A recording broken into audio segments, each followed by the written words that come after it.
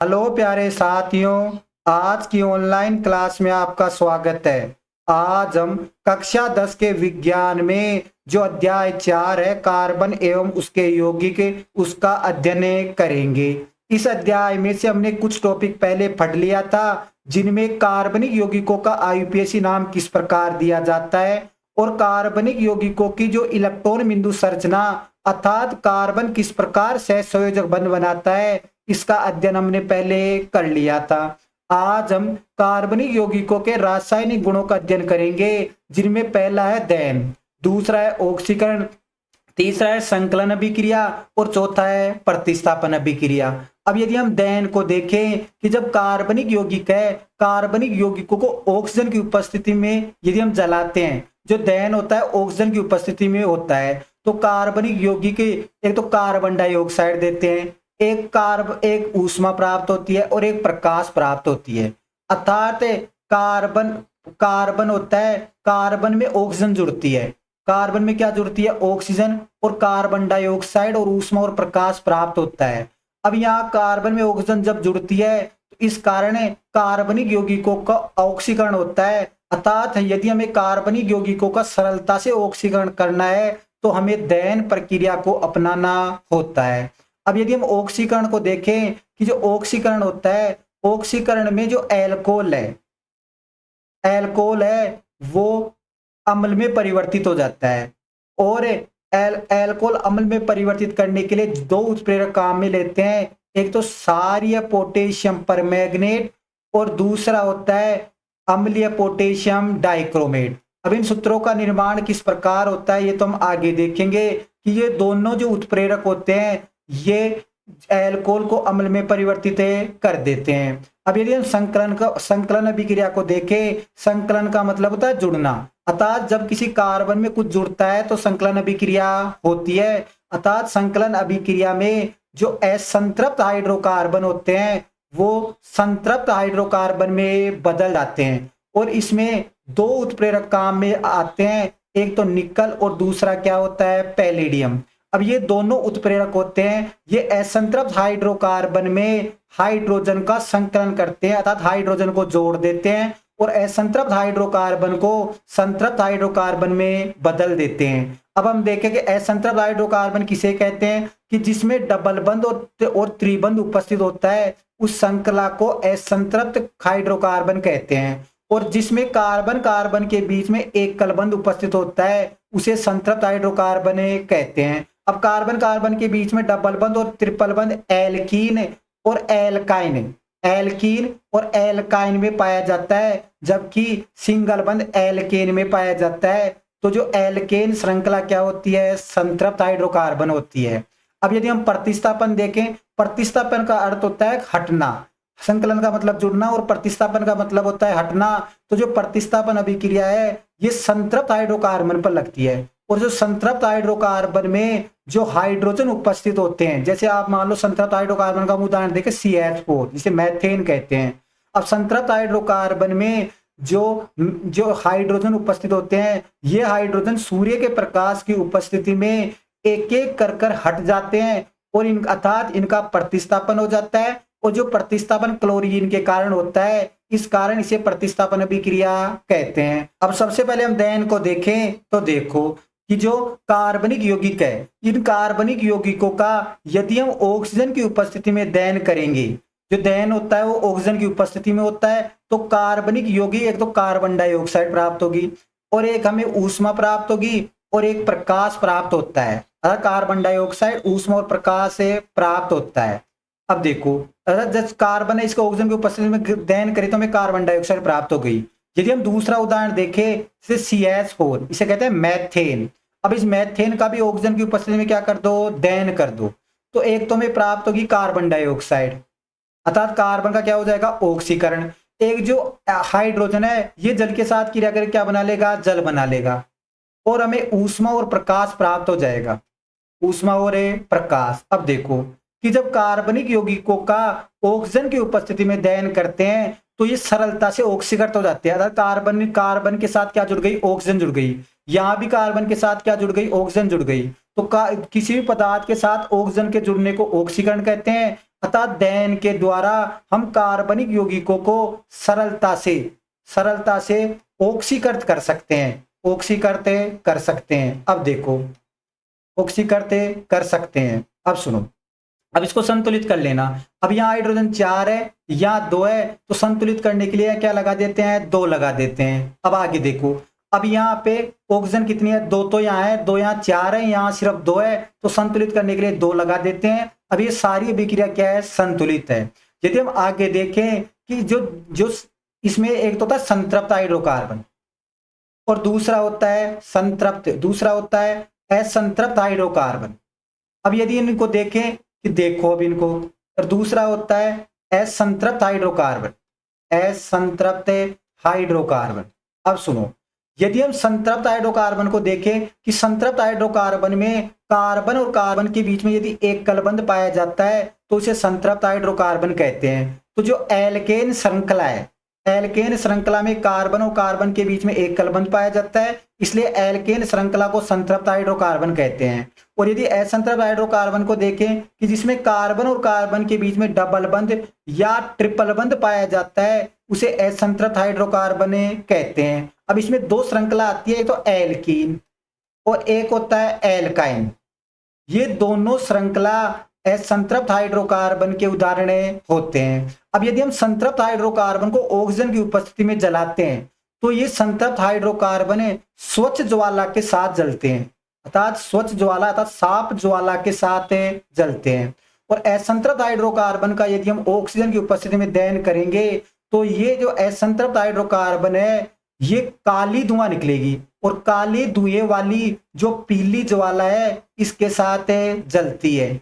और यदि इसमें हम और देखें कि यदि हम खाना पका रहे हैं और खाना पकाते समय यदि बर्तन की तली काली हो जाती है तो इसका एक ही अर्थ होता है कि जो ईंधन जल रहा है वो ठीक प्रकार से नहीं जलता है, अर्थात ईंधन के जलने में कुछ ना कुछ क्या होता है, अवरुद्ध होता है। इस प्रकार हम दहन के द्वारा कार्बनिक यौगिकों को सरलता से ऑक्सीकृत कर सकते हैं। अब देखो, अब यदि हम आगे देखें कि जो अब हम दूसरा रासायनिक गुण ऑक्सीकरण पढ़ते हैं तो देखो कि जो दहन होता है, दहन प्रक्रियाओं के द्वारा कार्बनिक यौगिकों को सरलता से ऑक्सीकृत किया जा सकता है, जबकि ऑक्सीकरण प्रक्रिया में जो अल्कोहल होता है वो अम्लों में अर्थात कार्बोक्सिलिक अम्ल में बदलता है। अब इसके लिए 2 उत्प्रेरक काम में लेते हैं, तो क्षारीय पोटेशियम परमैंगनेट और दूसरा होता है अम्लीय पोटेशियम डाइक्रोमेट। अब यदि हम इनके सूत्र देखें तो सबसे पहले पोटेशियम का जो आयन, पोटेशियम को कहते हैं के, इसके बाद में परमैंगनेट का सूत्र आता है MnO4। अब इनका सूत्र बनाओ, पोटेशियम की संयोजकता होती है +1, परमैंगनेट की संयोजकता होती है -1, दोनों की संयोजकता समान है तो कट जाती है, काट दो और पास पास लिख दो तो सूत्र बन गया KMnO4, इसे कहते हैं पोटेशियम परमैंगनेट।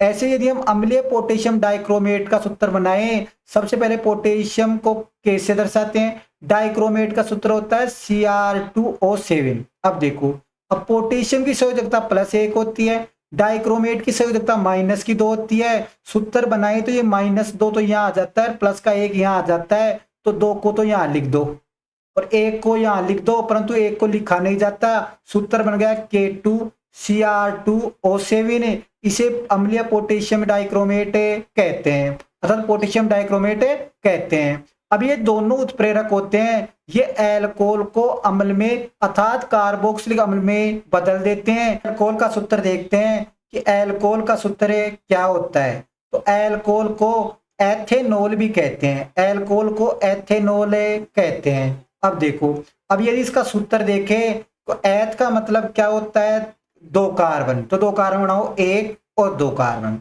अब ओल का मतलब क्या होता है कि यहाँ OH समूह उपस्थित है तो यहाँ OH समूह जोड़ दो। अब संयोजकता पूरी करो, या कार्बन की 4 संयोजकता पूरी होती है, यहाँ 1 जुड़ी हो तो कितने H जुड़ेंगे, 3 H जुड़ेंगे। यहाँ 2 संयोजकता पूरी है तो कितने H जुड़ेंगे, 2 H जुड़ेंगे। अब ये हो गया अल्कोहल का सूत्र या एथेनॉल का सूत्र। इस सूत्र को इस प्रकार भी लिख सकते हैं C2H5OH। अब देखो कि यदि इसका तीसरा नाम देखें, इसे या तो इसे अल्कोहल कहेंगे, इसका दूसरा नाम क्या होता है, एथेनॉल, और यदि हम इसका तीसरा नाम देखें तो इसमें कितने कार्बन है? दो। तो दो कार्बन के लिए इसे एथिल कहते हैं, एथिल। और OH को कहते हैं एल्कोहल, तो इसे एथिल एल्कोहल भी कहते हैं, एल्कोहल। तो इसके तीन नाम हो गए, एक हो गया एल्कोहल, एक हो गया एथेनॉल और तीसरा हो गया एथिल एल्कोहल। अब देखो, अब ऐसे ही हम अम्ल अम्ल अर्थात कार्बोक्सिलिक अम्ल का सूत्र देखें तो देखो कि जो अम्ल या कार्बोक्सिल अम्ल का जो सूत्र होता है वो होता है CH3COOH, CH3COOH। यदि हम इसका आईपीएसी नाम देखें तो सबसे पहले तो इसे अम्ल या कार्बोक्सिल अम्ल कहते हैं। अब आईपीएसी नाम दे तो आईपीएसी नाम कितने कार्बन है? दो। दो कार्बन के लिए क्या आता है? एथ। अब सब जगह एक कार्बन है तो एक कार्बन के लिए क्या आता है? ANE। और जो एसिटिक अम्ल है COOH को क्या कहते हैं? कार्बोक्सिलिक अम्ल या एसिटिक अम्ल, एसिटिक समूह। और एसिटिक समूह के लिए जो अनुलग्न आता है वो आता है ओइक एसिड, तो नाम हो गया एथेनोइक एसिड, एथेनोइक एसिड। अब देखो, तो इसे अम्ल, कार्बोक्सिलिक अम्ल या एथेनोइक एसिड भी कहते हैं। और इसका यदि हम नाम देखें कि इसे एसिटिक अम्ल भी कहते हैं, CH3COOH को एसिटिक अम्ल कहते हैं। अब देखो, एसिटिक अम्ल। अब यदि हम इनको लेकर यदि हम ऑक्सीकरण की अभिक्रिया कराएं तो देखो, सबसे पहले अल्कोहल का सूत्र लिखते हैं। तो अल्कोहल का सूत्र होता है CH3CH2OH। अब इसमें दो उत्प्रेरक काम में लेते हैं, इस अल्कोहल में दो उत्प्रेरक काम में लेते हैं। दो उत्प्रेरक, पहला उत्प्रेरक होता है क्षारीय पोटेशियम परमैंगनेट, क्षारीय पोटेशियम परमैंगनेट KMnO4 को पोटेशियम परमैंगनेट कहते हैं। और अम्लीय पोटेशियम डाइक्रोमेट लेते हैं, तो अम्लीय पोटेशियम डाइक्रोमेट का सूत्र भी हमने देखा था K2Cr2 और 7 को अम्लीय पोटेशियम डाइक्रोमेट कहते हैं। अब इसमें थोड़ी बहुत हम ऊष्मा भी देते हैं, इसको थोड़ी बहुत क्या देते हैं? ऊष्मा देते हैं। तो ऊष्मा देने पर जो ये एल्कोहल है वो अम्ल अर्थात कार्बोक्सिलिक अम्ल में बदले जाता है। अर्थात ये जो सारे पोटेशियम परमैंगनेट और अम्लीय पोटेशियम डाइक्रोमेट होते हैं, ये इस आरंभिक पदार्थ एल्कोहल में एक और ऑक्सीजन क्या कर देते हैं? जोड़ देते हैं। और किसका निर्माण करते हैं? एसिटिक अम्ल का निर्माण करते हैं, अर्थात अम्ल का निर्माण करते हैं। तो देखो, सुनो कि जो सारे पोटेशियम परमैंगनेट और अम्लीय पोटेशियम डाइक्रोमेट होते हैं, ये आरंभिक पदार्थ एल्कोहल में एक ऑक्सीजन जोड़ देते हैं और इसे एसिटिक अम्ल या कार्बोक्सिलिक अम्ल में बदले देते हैं। तो देखो, एसिटिक अम्ल। अब यदि हम इस प्रकार यदि हम आगे देखें कि सारे पोटेशियम परमैंगनेट और अम्लीय पोटेशियम डाइक्रोमेट ऑक्सीकारक कहलाते हैं। अब देखो, यदि हम ऑक्सीकारक देखें, ऑक्सीकारक किसे कहते हैं? तो कुछ पदार्थ ऐसे होते हैं जो अन्य पदार्थों में ऑक्सीजन देने की उनमें क्या होती है? क्षमता होती है। अर्थात ये दोनों पदार्थ इस एल्कोहल को ऑक्सीजन देने की इसमें क्या होती है? क्षमता होती है। इसलिए इन दोनों पदार्थों को ऑक्सीकारक कहते हैं। अर्थात ऑक्सीकारक होता है ऑक्सीजन देने की क्षमता, ऑक्सीजन देने की क्षमता। अब देखो कि यदि हम वापस ऑक्सीकारक की परिभाषा देखें कि कुछ पदार्थ ऐसे होते हैं जो अन्य पदार्थों को ऑक्सीजन देने की उनमें क्षमता होती है, उसे ही ऑक्सीकारक कहते हैं। इस प्रकार ऑक्सीकरण से जो एल्कोहल है वो कार्बोक्सिलिक अम्ल या एसिटिक अम्ल में बदल जाता है। अब यदि हम तीसरी रासायनिक अभिक्रिया देखें तो तीसरी रासायनिक अभिक्रिया होती है संकलन अभिक्रिया। तो देखो, अब हम संकलन अभिक्रिया को देखते हैं कि जो संकलन अभिक्रिया में जो असंतृप्त हाइड्रोकार्बन होते हैं, ये असंतृप्त हाइड्रोकार्बन संतृप्त हाइड्रोकार्बन में बदल जाते हैं। और अभी हमने देखा था कि जो असंतृप्त हाइड्रोकार्बन में, तो असंतृप्त हाइड्रोकार्बन किसे कहते हैं? कि जिसमें कार्बन और कार्बन के बीच में डबल बंध और त्रिबंध उपस्थित होते हैं, उसे असंतृप्त हाइड्रोकार्बन कहते हैं। और जिसमें कार्बन और कार्बन के बीच में एकल बंध उपस्थित होता है, उसे संतृप्त हाइड्रोकार्बन कहते हैं। अब ये जो असंतृप्त हाइड्रोकार्बन होता है, हाइड्रोकार्बन, अब इसमें दो उत्प्रेरक काम में लेते हैं। पहला तो उत्प्रेरक होता है निकल और दूसरा उत्प्रेरक क्या होता है? पैलेडियम। अब देखो, अब इस संकलन अभिक्रिया के नाम से ही पता है कि संकलन का मतलब होता है जुड़ना, अर्थात कार्बन में कुछ ना कुछ क्या होता है? जुड़ता है। तो ये निकल और पैलेडियम होते हैं, ये असंतृप्त हाइड्रोकार्बन में हाइड्रोजन को क्या कर देते हैं? जोड़ देते हैं। और हाइड्रोजन को जोड़कर उसे संतृप्त हाइड्रोकार्बन में बदल देते हैं। अब यदि हम इसका एक अभिक्रिया के द्वारा समझें तो देखो, सबसे पहले असंतृप्त हाइड्रोकार्बन का उदाहरण ले लो, तो जिसमें क्या हो, डबल बंध या ट्रिपल बंध उपस्थित हो। डबल बंध वाला उदाहरण ले लेते हैं। अब हाइड्रोजन जोड़ दो, कार्बन की संयोजकता 4 होती है। यदि 2 बंध बने हुए हैं तो कितने हाइड्रोजन जुड़ेंगे, 2 H और जुड़ेंगे। एक हाइड्रोजन जोड़ दो और दूसरा हाइड्रोजन जोड़ दो। अब इसमें भी 2 बंध बने हुए हैं तो 2 हाइड्रोजन जोड़ दो। अब देखो, अब यहाँ हाइड्रोजन की जगह हम R अर्थात एल्किल समूह लेकर भी इस अभिक्रिया को समझ सकते हैं। देखो, अब इस अभिक्रिया में उत्प्रेरक ले लो निकल। अब निकल क्या करता है, इस असंतृप्त हाइड्रोकार्बन में क्या जोड़ देता है, हाइड्रोजन जोड़ देता है। अब यदि इसका हम नाम देखें, इस कार्बन यौगिकों का नाम देखें कि 2 कार्बन के लिए आता है एथ, और यदि कार्बन और कार्बन के बीच में डबल बंध है तो अनुलग्न आता है ENE, तो ये नाम हो गया एथीन। अब ये क्या करता है, निकल क्या करता है, यहां से 2 बंधों में से एक बंध को क्या कर देता है, हटा देता है, और हटाकर क्या बनता है, पहले लिख लो।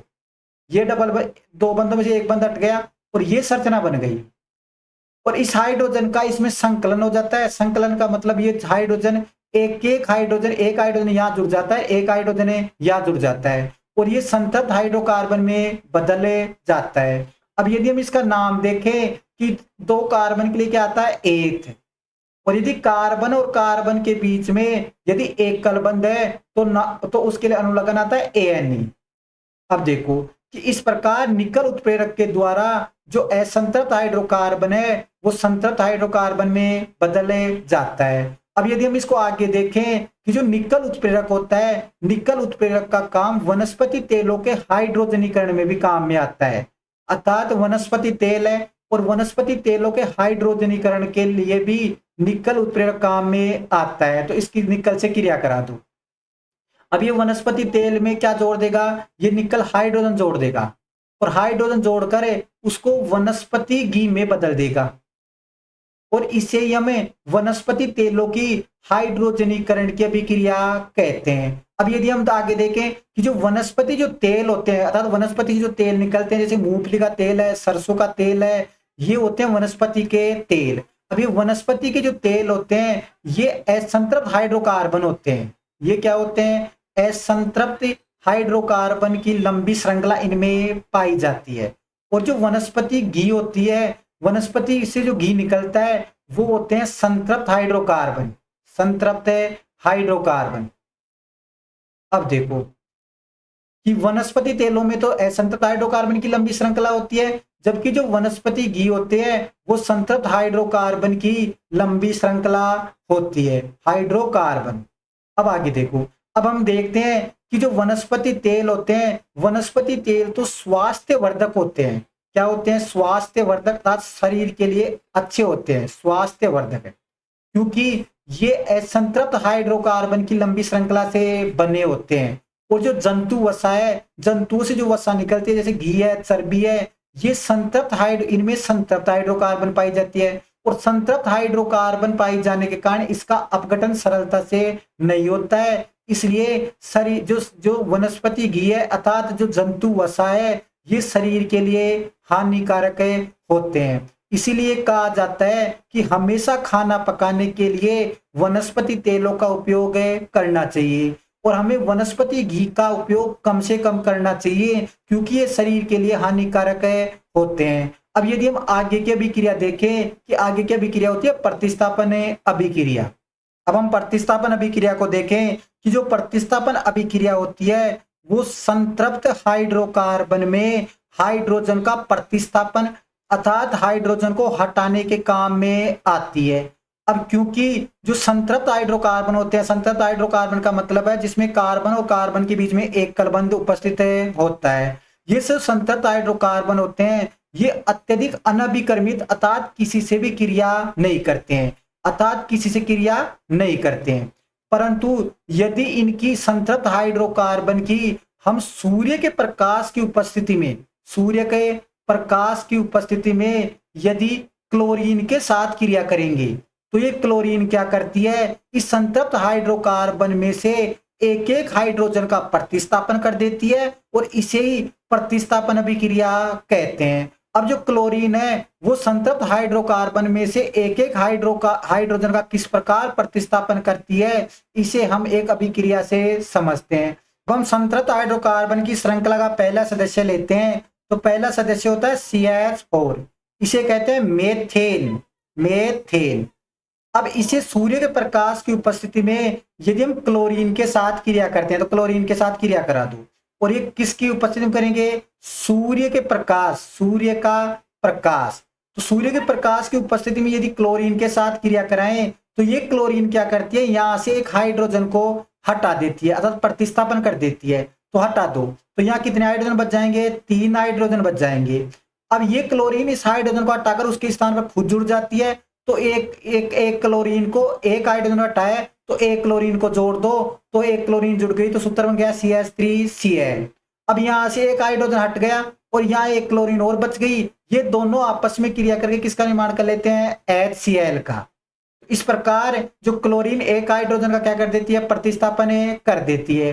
अब यदि हम आगे देखें कि इसको ले लो, ये हो गया CH3Cl, CH3Cl। अब वापस इसकी क्लोरीन के साथ क्रिया करा दो, और ये भी सूर्य के प्रकाश की उपस्थिति में कराना है, सूर्य का प्रकाश। अब ये क्लोरीन क्या करती है, वापस यहां से एक हाइड्रोजन को क्या कर देती है, हटा देती है। अब यहाँ 3 हाइड्रोजन है, तो कितने हाइड्रोजन बचेंगे, 2 हाइड्रोजन बचेंगे, तो हो गया CH2। और एक क्लोरीन इसके स्थान, एक क्लोरीन इस हाइड्रोजन को हटाकर जुड़ जाती है, तो एक क्लोरीन तो पहले थी और एक क्लोरीन अब जुड़ जाती है, तो कितनी क्लोरीन हो जाती है, 2 क्लोरीन हो जाती है। अब ये अब यहां से जो हाइड्रोजन हटा है, ये हाइड्रोजन हटकर यहाँ पे जो क्लोरीन बची है इससे क्रिया कर लेता है, और किसका निर्माण करता है, HCl का निर्माण करता है। अब हम इस अभिक्रिया को और आगे देखें, तो अब इसको ले लो, तो अभिकारक के रूप में इसको लेंगे, तो CH2Cl2। अब वापस इसकी क्लोरीन से क्या करा दो, क्रिया करा दो, और ये भी सूर्य के प्रकाश की उपस्थिति में कराओ, तो ये क्लोरीन क्या करती है, यहां से जो 2 हाइड्रोजन है उसमें से एक हाइड्रोजन को और हटा देती है, और इसके स्थान पर खुद ही जुड़ जाती है। तो यहाँ अब तो एक हाइड्रोजन बच गया, और एक क्लोरीन और जुड़ गई, तो 2 क्लोरीन थी, एक क्लोरीन और जुड़ गई, कितनी क्लोरीन हो गई, 3 क्लोरीन। अब यहां से एक हाइड्रोजन हटा और यहाँ एक क्लोरीन और बच गई, ये बची हुई क्लोरीन इस हाइड्रोजन से क्रिया करके HCl का क्या करती है, निर्माण करती है। अब वापस इस अभिकारक को ले लो और फिर वापस क्रिया कराते हैं, तो देखो CHCl3 वापस क्लोरीन से करा दो, और ये भी सूर्य के प्रकाश की उपस्थिति में। तो ये क्लोरीन क्या करती है, बचे हुए हाइड्रोजन को भी हटाती है और उसके स्थान पर खुद जुड़ जाती है, तो सूत्र बन गया CCl3 पहले थे, एक अब क्लोरीन जुड़ गई, तो कितनी क्लोरीन हो गई, 4। और यहां से जो हाइड्रोजन जो निकला, ये क्लोरीन से क्रिया करके किसका निर्माण करता है, HCl का निर्माण करता है। इस प्रकार क्लोरीन क्या करती है, सूर्य के प्रकाश की उपस्थिति में एक एक हाइड्रोजन का संतृप्त हाइड्रोकार्बन में से प्रतिस्थापन कर देती है, इसे ही प्रतिस्थापन अभिक्रिया कहते हैं। आशा करता हूं कि आपको कार्बनिक यौगिकों के रासायनिक जो गुणधर्म है, जिसमें पहला है दहन, दूसरा है ऑक्सीकरण, तीसरा है संकलन अभिक्रिया और चौथा है प्रतिस्थापन अभिक्रिया, आसानी से समझ में आ गई होंगी। अगर वीडियो अच्छा लगा तो प्लीज इसे लाइक, शेयर और सब्सक्राइब कर देना। धन्यवाद।